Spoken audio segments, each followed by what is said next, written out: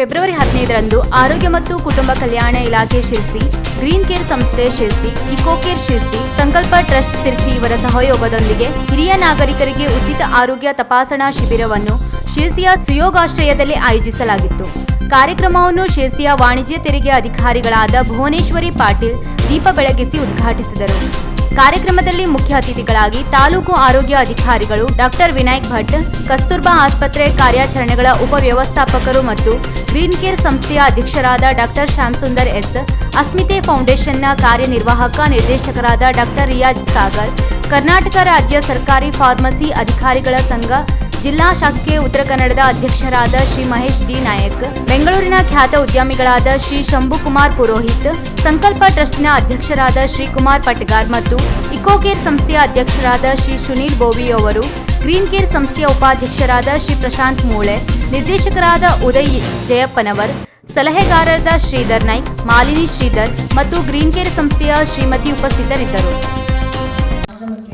ಮಕ್ಕಳಿಗೆ ಊಟ ಮಾಡೋದಕ್ಕೆ ತಾಟು, ಲೋಟ ಅವ್ರದೇ ರೀತಿಯಿಂದ ಅವ್ರು ಏನೇನೋ ಒಂದು ಸಹಾಯವನ್ನ ಮಾಡ್ತಾ ಇದ್ರು. ಈಗ ಸಂಸ್ಥೆ ಅಂತ ಬರ್ತಾ ಇದ್ದಾಗ ಮತ್ತು ಒಂಥರ ನಮ್ಗೆ ಶಕ್ತಿ ಜಾಸ್ತಿ ಆಗ್ತಾ ಇದೆ. ಹಾಗೆ ಮುಂಚೆಯಿಂದ ಯಾರು ಗೊತ್ತಿಲ್ಲ, ನನ್ನ ಪರಿಚಯ ಇವರಿಗೆ ಯಾರಿಗೂ ಇಲ್ಲ, ನನ್ನ ಹಿಂದೆ ಯಾರು ಭೇಟಿ ಮಾಡಿದವರಲ್ಲ, ಅಂದ್ರೂ ಕೂಡ ನನಗೆ ಬಂದು ಸಹಾಯ ಮಾಡ್ತಾ ಇದ್ದಾರೆ. ನಾನು ಮಾಡ್ತಾ ಇರೋ ಕೆಲಸ ದೊಡ್ಡದು ಅಂತ ನಾನು ಹೇಳೋದಿಲ್ಲ, ನನ್ನ ಕನಸು ಇದರಲ್ಲಿ ಇನ್ನೂ ತುಂಬಾ ದೊಡ್ಡದಿದೆ. ಆದರೆ ಒಬ್ಬಳೆ ಮಾಡುವಂತ ಕೆಲಸ ಅಲ್ಲ ಅಂತ ನನಗೆ ಅವಾಗ ಇವಾಗ ಅದು ಗೊತ್ತಾಗ್ತಾ ಇರ್ತದೆ. ಮತ್ತೆ ಈ ಕೆಲಸಕ್ಕೆ ಸಹಾಯಕರು ಸಿಗೋದು ಕೂಡ ತುಂಬಾ ಕಷ್ಟ. ನಾನು ಆ ವಿಷಯದಲ್ಲಿ ಬಹಳ ಒದ್ದಾಟ ಮಾಡ್ತಾ ಇರ್ತೇನೆ. ಆದ್ರೆ ಎಲ್ಲೂ ಬೀಳೋದಕ್ಕೆ ಕೊಟ್ಟಿಲ್ಲ. ಇನ್ನೂ ನಾವು ನಡ್ಕೊಂಡು ಹೋಗ್ತಾ ಇದೀವಿ. ಬೀಳೋದಕ್ಕೆ ಹೋದಾಗ ಯಾರೋ ಬಂದು ನಮ್ಮನ್ನ ಎಬ್ಬಿಸ್ತಾರೆ, ಯಾರೋ ಬಂದು ನಮ್ಮ ಕೈ ಹಿಡಿದು ನಡೆಸ್ತಾರೆ. ಅಷ್ಟು ನಡೀತಾ ಇದೆ ಅಂದಾಗ ನನಗೆ ದೇವರಲ್ಲಿ ವಿಶ್ವಾಸ ಇನ್ನೂ ಜಾಸ್ತಿ ಆಗ್ತಾ ಇರ್ತದೆ. ಈ ಸಂಸ್ಥೆ ಪ್ರಾರಂಭಿಸಿದ್ದು ಅಸಹಾಯಕ ವೃದ್ಧರ ಸಲುವಾಗಿ. ಕಷ್ಟದ ದಿನಗಳು ಅಂತಂದ್ರೆ ನಮಗೆ ಕೋವಿಡ್ ದಿನಗಳು. ಇವರಿಗೆ ವ್ಯಾಕ್ಸಿನೇಷನ್ ಆಗ್ಬೇಕು ಅಂದ್ರೆ ಯಾರದು ಯಾವುದು ಡಾಕ್ಯುಮೆಂಟ್ಸ್ ಇಲ್ಲ, ಅದಕ್ಕೆ ಆಗ್ತಾ ಇರಲಿಲ್ಲ. ಇವ್ರನ್ನ ಪೆಟ್ರೋಲ್ ಇಟ್ಕೊಂಡಿದ್ದೆ ನಾನು. ಹೊರಗಡೆ ಜನರ ಸಂಪರ್ಕಕ್ಕೆ ಇವ್ರು ಯಾರು ಬರದೇ ಇದ್ದಾಗೆ ದೇವರ ಅನುಗ್ರಹದಿಂದ ಇವರಿಗೆ ಯಾರಿಗೂ ಆ ತೊಂದರೆ ಬರಲಿಲ್ಲ. ಕೋವಿಡ್ ಅಂದ್ರೆ ಏನು ಅಂತ ನೋಡಿಲ್ಲ.